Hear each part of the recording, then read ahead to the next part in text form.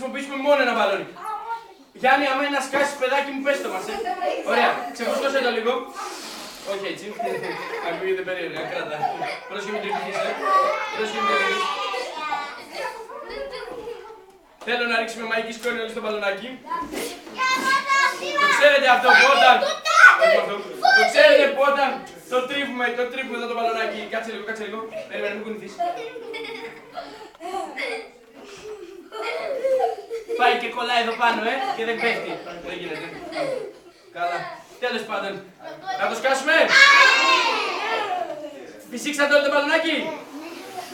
Ρίξατε μαγική σκόνη. Καλέ τη μαγική σκόνη, βάλατε. Καλέ. Δεν μπορεί. Πώς γίνεται αυτό. Μήπως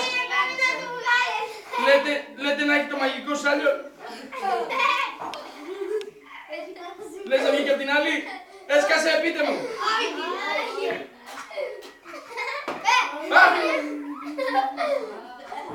Καλέ. Φτιάξαμε σουβλάκια από μπαλόνια. Ποιος πεινάει. Πάρα πολύ ωραία. Έλα Γιάννη. Κράτα το. Τώρα έσκασε.